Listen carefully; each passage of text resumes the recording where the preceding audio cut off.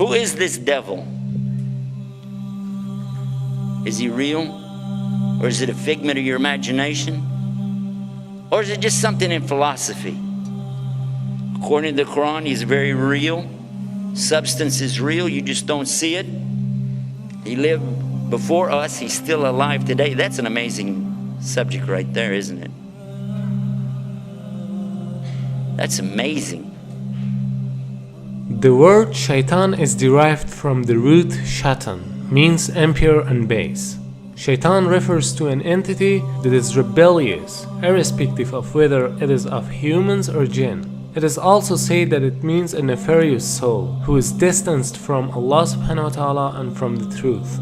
So shaitan is in both forms, the jinn and the humans, as Allah subhanahu wa ta'ala says. وَكَذَلِكَ جَعَلْنَا لِكُلِّ نَبِيٍّ عَدُوًّا شَيَاطِينَ الْإِنسِ وَالْجِنِّ.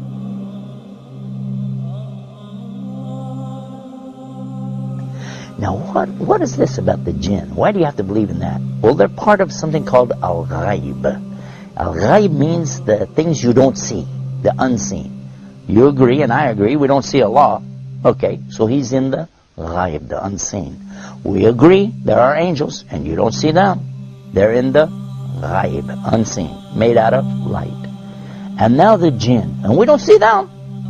They're also in the ghaib. They're made from a fire which has no smoke to it. And if fire has absolutely nothing like smoke to it, or that it could be that you don't see that either. There's heat that you don't actually see, isn't that true? The both kind of shayateen are trying to lead people to evil deeds. The jinn kind of them are whispering to your hearts so that you can't see them or hear their whispering. And the human kind of them are whispering to your hearts in a way that you can see and hear but not realize it as whispering. And he can be anyone, even a friend of you who suggests you for drinking alcohol or any other kind of evil deeds.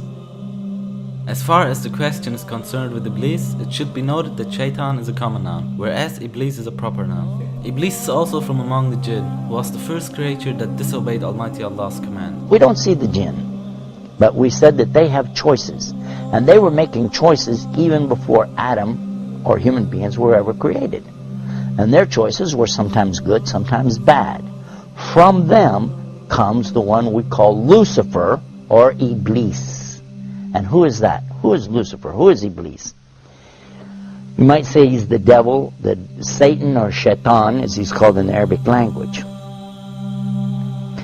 But actually, he started out as a worshipper of Allah. And he was worshiping and praying to Allah and extolling Allah to the extent that Allah raised him up to be even with the angels.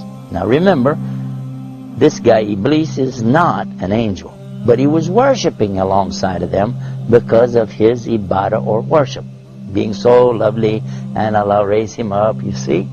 But then what happened? And this is an important story.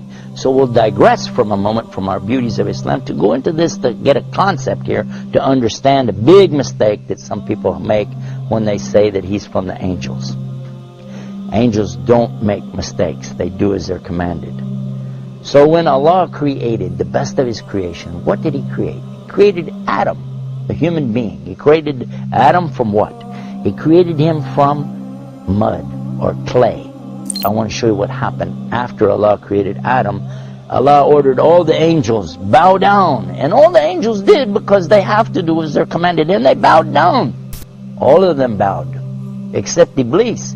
He didn't bow down. Now if you read this in context, you'll understand that he was not an angel. But if you just read the words, all the angels bowed down except Iblis, you'll say, well see, that means he was an angel.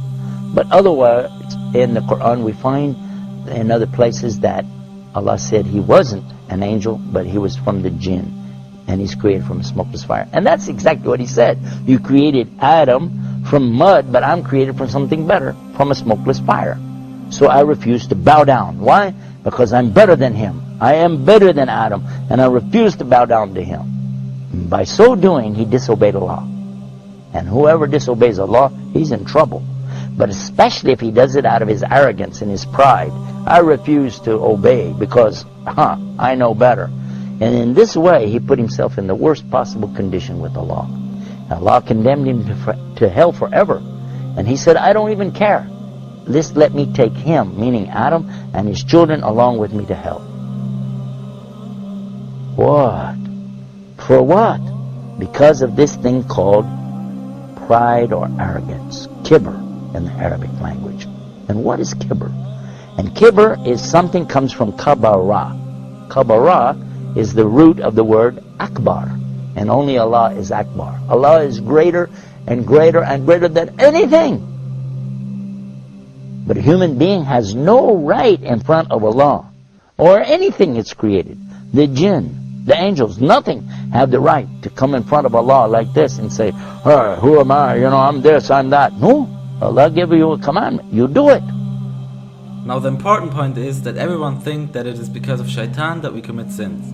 That's why they're asking some questions like, why Allah created shaitan? Or why Allah didn't finish shaitan so that we wouldn't commit sins? Here's a misunderstanding. Shaitan cannot do anything more than whispering. To make it more clear, let's ask a question. Before Iblis became shaitan, there was no other shaitan, right? So who told Iblis to disobey Almighty Allah's command? Here's the point. There was no shaitan before him. He did it because of his nafs. Suppose that even if there was no shaitan, still we'd have nafs. So we'd commit sins. Because this world is a test for the mankind and the jinn kind. Now same as the case with Iblis, he's also in this test because he is a jinn and he has nafs. So Allah subhanahu wa ta'ala didn't create him as shaitan, rather he himself chose to be shaitan. Not only Iblis but all the other shayateen are choosing to be shaitan by disobeying Almighty Allah's order. Now, what happened next? Well, that's when Allah told Adam that he could have anything that he wanted in all of the paradise. Go ahead, enjoy. But there's one tree, don't eat from it. Of course, you know what's going to happen. And the devil came to him and to Eve and got them to eat from that tree. And they were cast down because of that. But Allah knew from the beginning they would eat from it. That's why Allah put it there. Because this life, and this is the whole reason for me telling you this story, so you can get this one beauty of Islam, to understand this one thing. This life is nothing more than a test. The obvious point is that Iblis was the first of all shayateen. Therefore, he is the leader of them.